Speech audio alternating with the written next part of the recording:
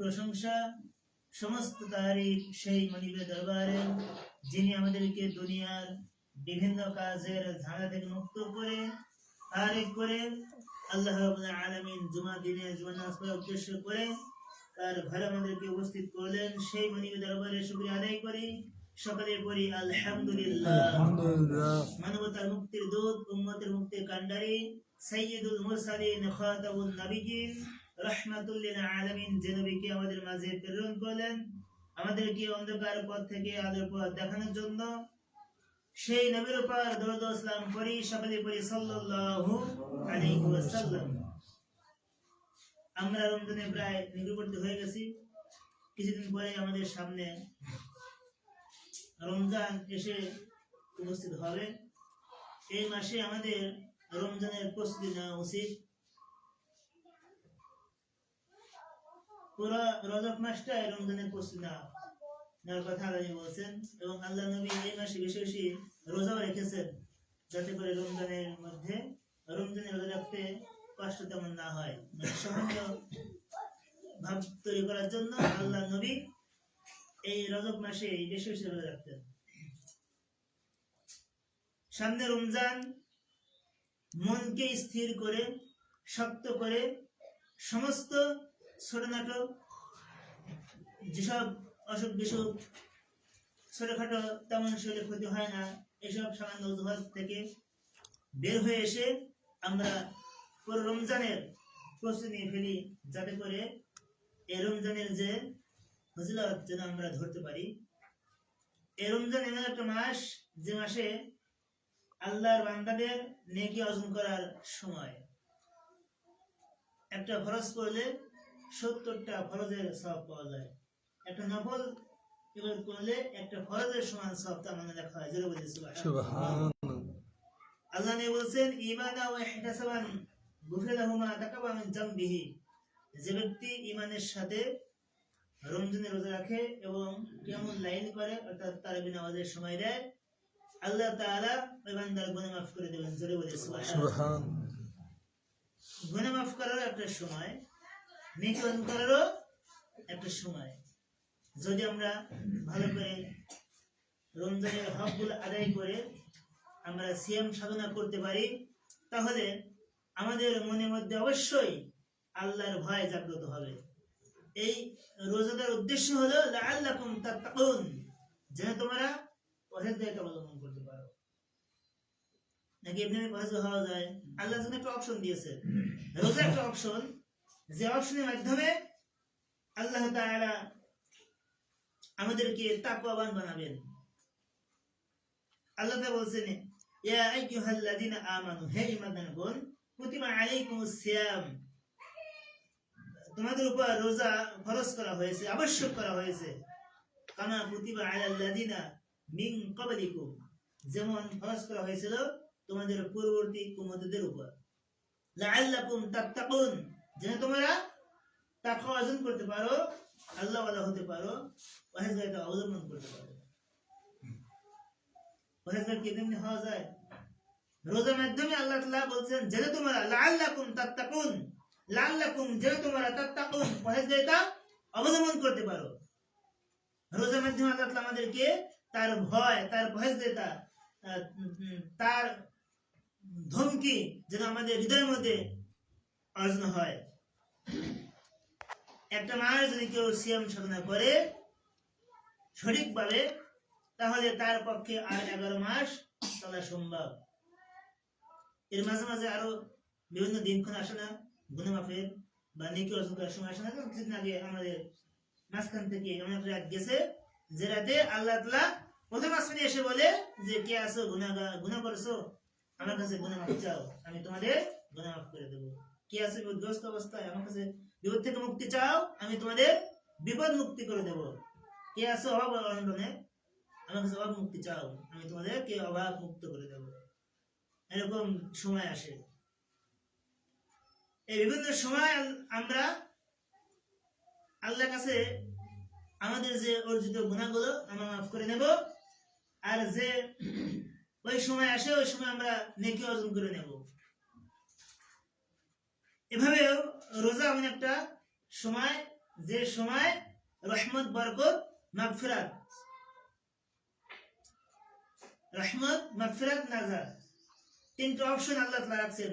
আমরা প্রথম 10 ভাগে রহমত পাই, দ্বিতীয় 10 ভাগে মাগফিরাত পাই, তৃতীয় 10 ভাগে আমরা নাজাত পেয়ে যাই। তাহলে আমাদের উপর রোজা কি করা হয়েছে? কি করা হয়েছে? ফরজ করা হয়েছে। অবশ্যই আমাদেরকে সিয়াম সাধনা করতেই হবে। আইয়ামা মা'আদাত, নির্দিষ্ট কয়েকটি দিন। ফামান কানা মিনকুম মারিদান, কেউ যদি অসুস্থ থাকে তাহলে, আও আলা সাফারিন, যদি কেউ সফর অবস্থায় থাকে, ফাইদ্দাতুম মিন আইয়ামিন উখার, অন্য দিনগুলোতে এই রোজাগুলো পূর্ণ করে নেবে। সফর অবস্থায় কষ্ট না? যারা এই ধরেন যারা সরে, যারা এই যে সফর করতে দিন সফর করে আসে, যারা এই ভোটের জন্য যে সফর যারা করছে, কি কষ্ট। আকবাঙ্গালা সরের উপর জনজীবন নদী পাড়ি দিয়ে যে কুত্তা গাড়িগুলো আছে না, ইটানে, এই ইটের গাড়ির মধ্যে সব সাজায় নিয়ে গেছে, সব স্যারদের, ম্যাডামদের, আপনার আনসার, ছেলে মেয়ে সবাইকে একসাথে এক গাড়ি সাজায় নিয়ে গেছে। ধরা জায়গা নেই, ব্রেক করলি তার গাড়ির উপরে কে পড়ে। এই সফরের অবস্থা। আর ওখান থেকে মনে করেন যার যার টুকরা নিয়ে আবার হাঁটো বালুময় রাস্তা, ঘরমাক্ত অবস্থায় হাঁটতে হয় রোদের মধ্যে। যারা সফর করে তারা জানে এই যে সফরটা হলো কষ্ট। সফর অবস্থায় আল্লাহ তাআলা তাদেরকে ইখতিয়ার দিয়েছেন, সময় দিয়েছেন, সুযোগ করে দিয়েছেন। দেখেন, ফরজ নামাজ 4 রাকাত 2 রাকাত পড়া কথা, সমস্ত সুন্নত বাদী ফরজ 2 রাকাত বাদ। আল্লাহ তাআলা তার বান্দাকে কি ইহসান করেছেন, মানে যে নিজের এলাকায় বসবাস এলাকায় থাকলে এক ভাব, আর যখন বাইরে যায় তখন অন্য একটা ভাব হয়ে যায়। তার নাই খাবারের ব্যবস্থা ভালো মতো, নাই পানির ব্যবস্থা ভালো মতো, নাই থাকার জায়গা ভালো মতো, বিভিন্ন কষ্ট হয়। যারা বাড়ি ছাড়া ঘুমাতে পারেন না, যারা বাড়ি ছাড়া, তাদেরকে যদি বাড়ি ছাড়া ঘুমাতে দেওয়া যায়, ঘুম কি হবে? শীতও যেমন শোয়া যায়, কায়দা শোয়া যায় না। তাহলে যদি কেউ অসুস্থ থাকে এবং সফর অবস্থা থাকে, তার জন্য অন্য দিনগুলোতে এই রোজাগুলো পূর্ণ করে দেবে। অর্থাৎ রোজাগুলো অবশ্যই করতে হবে। وعلى الذين يطيقونه فدية طعام مسكين, যাদের জন্য এইগুলো কষ্ট করা হয় তারা ফিদা দেবে, দরিদ্রদেরকে খাবার প্রদান করবে। আসলে এই দরিদ্রদেরকে খাবার প্রদান করাই আসলে আমাদের জন্য ভালো হবে, নাকি নিজের শারীরিক যে চাহিদা পূর্ণ করা রোজা, কোনটা আমাদের মধ্যে বেশি ইচ্ছা জাগে? রোজাতে ইচ্ছা জাগে না? রোজাতে ইচ্ছা জাগে। হ্যাঁ, এখানে খাওয়ানোর কথা বলছে, আপনি রোজা থেকেও মাসে খাওয়াতে পারেন না। কিন্তু আমি সফর অবস্থায় ঘুরে এসে আবার ওই রোজা দিন পুরাই গেছে, তারপরে আমি যে কোনো রোজা কামাই দিলাম ওটাই পূরণ করবো। আল্লাহ তাআলা এখানে বেশি কোনো ইয়া করেন নাই। অসুখ বিসুখ আল্লাহর পক্ষ থেকে আসে না, পরীক্ষামূলক আসে। সে আল্লাহ তাআলা আমাদেরকে বলছে যে এখন অসুখ দিয়েছি, রোগগ্রস্ত অবস্থায় আছো, পরে এই রোজাগুলো করে দিও। সফর অবস্থায় আছো, তোমার প্রয়োজনে আমি তোমার আল্লাহ এসে তোমার বান্দাদেরকে, আমি আমার বান্দাকে সময় দিয়েছি, যে করে রোজা করতে পারে না সফর অবস্থায়, পরে এই রোজাগুলো করে নিও। ফামান তাতাআ খায়রান ফাহুয়া লাহু খায়রুল লাকুম, তবে দরিদ্রদেরকে খাওয়ানোর চাইতে সৎ কাজ তোমাদের উত্তম। ওয়ান তাসুমু খায়রুল লাকুম, তবে তোমাদের রোজা রাখাই উত্তম হবে। ইন কুনতুম তা'লামুন, যদি তোমরা হৃদয়ঙ্গম করো, যদি তোমরা বুঝতে পারো, তাহলে এই খাবার প্রদান করার চাইতে রোজা রাখাই উত্তম হবে। আমাদেরকে রোজা রাখার যে ট্রেনিং ছাড়া কিছু আলাদা কোনো কিছু না। এই যে যারা ভোট গ্রহণ করেছেন তারা কিন্তু ট্রেনিং ছাড়া কিন্তু জান না ভোট কেন্দ্রে, কারণ কখন কোন অবস্থায় আসে, তাকে টাকা দিতে হয়, তাকে যুদ্ধ করতে হয় ভোট কেন্দ্রের মধ্যে, বিভিন্ন রকমের তাকে সচেতন থাকতে হয়। এখন সাংবাদিক এসে উল্টো পাল্টা প্রশ্ন করে জবাব দিতে হবে না, ট্রেনিং মধ্যে শিখাই দেয় কোন ধরনের জবাব কেউ দিতে হয়। তাহলে ওয়ান তাসুমু খায়রুল লাকুম ইন কুনতুম তা'লামুন, তবে তোমাদের জন্য রোজা রাখা উত্তম যদি তোমরা বোঝো। আল্লাহ তাআলা মানুষকে বোঝার শক্তি দেয় নাই, সমস্ত সৃষ্টি করেছে এতে মানুষকে জ্ঞান দিয়ে সৃষ্টি করেছেন বলেই তো মানুষ উত্তম। মানুষের শক্তি উত্তম, গায়ে শক্তি আছে বলেছে এতে না। হাদিসে গায়ে শক্তি আছে মানুষের শক্তি হলো জ্ঞানে। যদি তোমরা বোঝো তাহলে রোজাই তোমাদের জন্য উত্তম।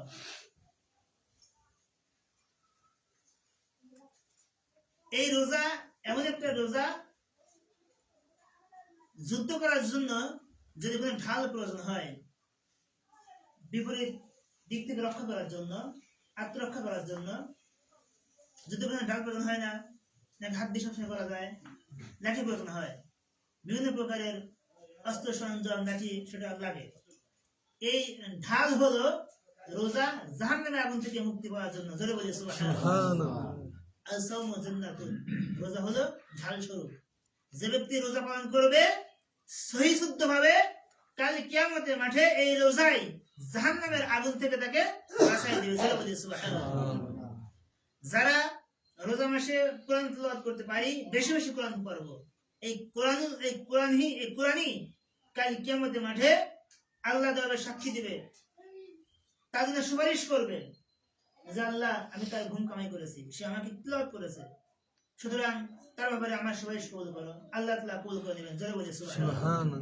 রোজা তার জন্য সুপারিশ করবে, আল্লাহ তাকে আমি জ্বালায়া পুরায়া সারখার করে দিয়েছি, সে ইচ্ছা করলে লক্ষ করে আলাদা সে পানাহার করতে পারতো, কিন্তু সে তোমাকে ভয় করে আমাকে পালন করেছে, সুতরাং আমার পক্ষ থেকে তার ব্যাপারে আমার সুপারিশ কবুল করে নাও। আল্লাহ তাআলা রোজার সুপারিশটা কবুল করে নেবেন। জোরে বলি সুবহানাল্লাহ। রোজা আমাদের পালন করার প্রয়োজন আছে না? অবশ্যই প্রয়োজন আছে। এমনকি স্বাভাবিক অবস্থায় যে মুখের দুর্গন্ধ, এটা কারো পছন্দ হতে পারে না হতে পারে, রোজা অবস্থায় কিন্তু আমাদের এখন দুর্গন্ধ, মুখের দুর্গন্ধ আপনার কাছে কষ্টদায়ক। আল্লাহ তাআলা বলছেন যে রোজাদার বান্দার মুখের দুর্গন্ধটাও আল্লাহর কাছে মিশক আম্বরের চাইতেও অধিক সুগন্ধ। জোরে বলি সুবহানাল্লাহ। দেখেন মুখের দুর্গন্ধ, এটা আল্লাহ তাআলার কাছে পছন্দনীয়। এমনকি যারা রোজা পালন করে তাদের জন্য সমস্ত পশু পাখিরা, কীট পতঙ্গ, পানির মাছ পর্যন্ত ওই রোজাদার ব্যক্তির জন্য আল্লাহর কাছে গুনাহ মাফের দোয়া করে।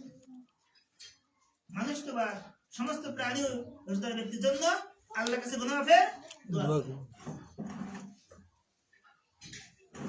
এমনকি রোজাদার ব্যক্তির জন্য জান্নাতে একটা দরজাই তার জন্য উন্মুক্ত করে দিবেন, রাইয়ান নামক দরজা তার জন্য উন্মুক্ত করে দিবেন, সম্মান করে তাদেরকে আল্লাহ তাআলা এই দরজার মধ্যে এই দরজা দিয়ে বেহেশতের মধ্যে প্রবেশ করায় দিবেন। জোরে বলি সুবহানাল্লাহ। এই রমজান মাসে শাহরু রমাদান আল্লাযী উনজিলা ফীহি আল-কুরআন, এই রমজান মাসে আল্লাহ তাআলা কোরআন কারীম নাযিল করেছেন। কোন মাসে? রমজান মাসে কোরআন নাযিল করেছেন, দিনে নয় রাতে। ইন্না আনজালনাহু ফি লাইলাতিল কদর, কদর রাত্রিতে আল্লাহ রাব্বুল আলামিন কোরআন কারীম নাযিল করেছেন, বরকতময় রজনীতে। লাইলাতুল কদর, কদর মানে সম্মানিত রজনীতে আল্লাহ তাআলা এই কদর রাতকে সম্মানিত রাত করেছেন, মর্যাদা দিয়েছেন, বরকতপূর্ণ করেছেন। জোরে বলি সুবহানাল্লাহ। এর রাতে কোরআন নাযিল করেছেন, কোরআনটা বরকতময় কোরআন, যার উপর নাযিল করেছেন সেও বরকত পায় মানুষ, তাই নাকি? তাই নয়? আর যারা তিলাওয়াত করবে তারা কি বরকতময় হবে না? হযরত ওমর রাদিয়াল্লাহু তাআলা আনহু ইসলাম গ্রহণ করার আগে উনি কি নবীজির বিরোধিতা করে নাই? এর সাথে জঘন্য খারাপ কোন কাজ আছে? নবীর বিরুদ্ধে কোন কাজ আছে? না। কিন্তু যখনই নবী সংস্পর্শে আসলেন, যখনই কোরআন অনুযায়ী জীবন যাপন করলেন, তখনই সে একদম সাচ্চা মানুষ হলেন, যে মানুষের চাইতে আর কোন মানুষ হতে পারে না। এমন জ্ঞান, এমন হিকমত আল্লাহ রাব্বুল আলামিন তাকে দিয়েছিলেন। আল্লাহ নবী বলেন যে আমার পরে যদি কেউ নবী আসতো তাহলে ওমরই নবী হতো। জোরে বলি সুবহানাল্লাহ। নবী হওয়ার যে যোগ্যতা তার মধ্যে পরিপূর্ণ ছিল, কিন্তু আমাদের নবী শেষ নবী, তাই নয়? আমাদের নবী শেষ নবী, আর পরে কোন নবী আসবে না, কিন্তু নবী হওয়ার যে যোগ্যতা ছিল সব হযরত ওমরের মধ্যে ছিল। এই হযরত ওমর যখন রাষ্ট্র ক্ষমতায়, তখন এখন তো এই ইন্টারনেট ফেসবুক এখন যেরকম আছে ওরকম ছিল না, ছিল না। উনি তার রাষ্ট্রের খবর নিতেন। একদিন মুসলিম অবস্থায় বের হয়েছেন রাষ্ট্রের খোঁজ মানুষকে পরীক্ষা করার জন্য, যেটা কি আমার রাষ্ট্রের মানুষগুলোর ইমান কেমন। এই এক রাখালকে পেলেন, পাওয়ার পরে বলতেছেন, ভাই রাখাল, আমি মুসলিম মানুষ, আমার কোনো খাবার নেই, আমার সব খাবার ফুরাই গেছে, এখন এই তোমার বকরি দুধ দহন করে আমাকে এক পেয়ালা দাও, আমি পান করি, আমার তৃষ্ণা নিবারণ হবে, আমি আবার সফরে হাঁটতে পারবো। ওই রাখাল বললেন যে, হে পথিক, ওই রাখাল হযরত ওমরকে চেনে নাই, বলছে, হে পথিক, আমার মালিক শুধু আমাকে এই বকরি চড়াতে বলছে, রাখতে বলছে, এর রাখার দায়িত্ব আমার, কিন্তু এর দুধ দহন করে দেওয়ার হুকুম আমাকে দেওয়া হয় নাই, সুতরাং আমি তোমাকে দুধ দহন দিতে পারবো না। হযরত ওমর তাকে আরো পরীক্ষা করার জন্য তার কিছু অর্থের লোভ দেখালেন, কিছু দিরহাম দেবো রে, তুমি আমাকে এই ছাগল একটা বিক্রি করে দাও, আমি প্রয়োজনে দুধ দহন করে খেতে পারবো, প্রয়োজনে এর গোশত আমি ভক্ষণ করতে পারবো। রাখাল বললেন যে হাযা ফাইনাল্লাহ, হে আল্লাহর বান্দা, তাহলে আল্লাহ কোথায় গেল? আমার মালিক আমাকে শুধু রাখার জন্য বলছে, আমাকে রাখার দায়িত্ব দিয়েছে, কিন্তু এটা চুরি করে বেচা করার কথা বলে নাই। আমি তোমাকে দিতে পারবো না, আমি আল্লাহকে ভয় করি। বলি সুবহানাল্লাহ। হযরত ওমর এভাবে তার প্রজাদেরকে পরীক্ষা করতেন, দেখি আমার দেশের লোকজন ইমানদার কতটুকু, সে আল্লাহ কি ভয় করে, তার মধ্যে কতটুকু পরিচয়টা আছে। আমরা সেই পরিচয়টা অবলম্বন করবো কিসের মাধ্যমে? কয়েকদিন পর আসতেছে রোজার মাধ্যমে, সিয়াম সাধনার মাধ্যমে আমরা লাআল্লাকুম তাত্তাকুন, যেন আমরা পরিচয় অবলম্বন করতে পারি। পরিচয় বলতে কি, আমার দ্বারা আপনার দ্বারা কোনো গুনাহ হবে না, না হবে হবে না। যারা পরিচয় অবলম্বন করে, যারা আল্লাহ হয়, তাদের কি গুনাহ করা সম্ভব? না, গুনাহ করা সম্ভব নয়। এজন্য আল্লাহ তাআলা রোজা দিয়ে আমাদেরকে রহমত, মাগফিরাত, নাজাত দিয়ে, জ্বালিয়ে পুড়িয়ে সারখার করে দিয়ে, গুনাহকে নিজের দেহ থেকে বের করে দিয়ে একদম পরেজগার বানিয়ে দিয়েছে। বলি সুবহানাল্লাহ। আল্লাহ রাব্বুল আলামিন যেন আমাদেরকে সামনে যে রোজা আসতেছে, যেন আমাদেরকে রোজা হকগুলো আদায় করে পালন করার তৌফিক দান করে, আর কিয়ামুল লাইল কোরআন তেলাওয়াত যেন আমাদেরকে করার তৌফিক দান করে। সবাই বলি আমিন। আমিন। যারা পড়াশোনা করে চালিয়ে